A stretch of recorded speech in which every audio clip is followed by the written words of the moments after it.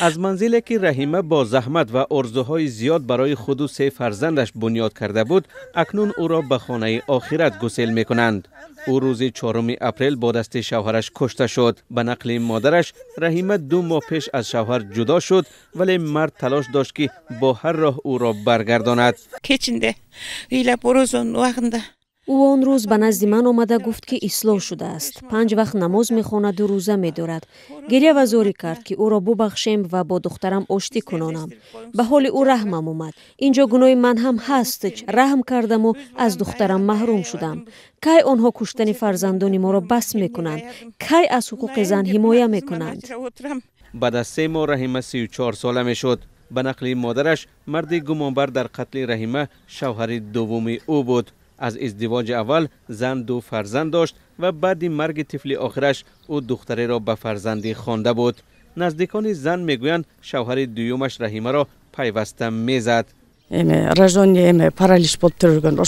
آنها یک طفل با بیماری فلج داشتند که بعداً درگذشت. من اون وقت در نگاهبین کودک به آنها کمک میکردم. میدیدم که چطور شوهرش رحیمه را میزد، در سرش با دیگ زد و بیهوش شده افتید. چطور باز آنها آشتی شدند نمیدونم، ولی اون وقت رحیمه میگفت جدا میشوم. حالا میگویند او را 24 بار با کار زده است. اون لحظه کودک خردی در دستش بوده است. او را وحشیانه کشته است.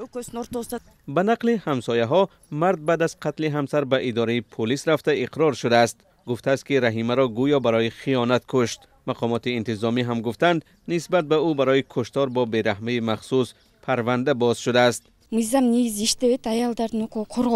وقتی ضرورت حمایت از حقوق زن پیش می آید، قانون عمل نمی کند.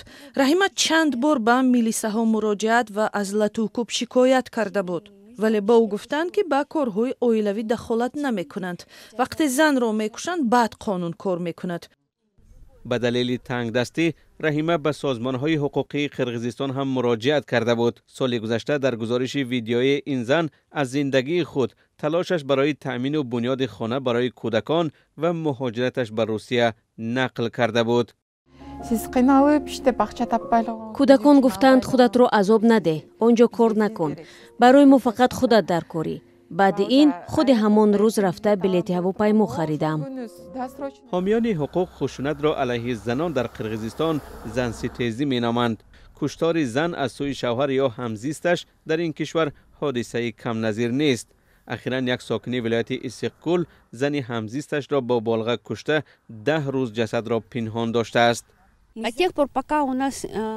تا زمانی که کارمندان مخصوص امور اجتماعی اوید به حفظ زنان و دختران و کودکان از خشونت و زورآوری به کار سر نکنند و از وضع و مناسبت در عائله ها آگاه نباشیم، این وضع ادامه می کند و میلیسه ها فقط برای تهیه سند جسد می آیند.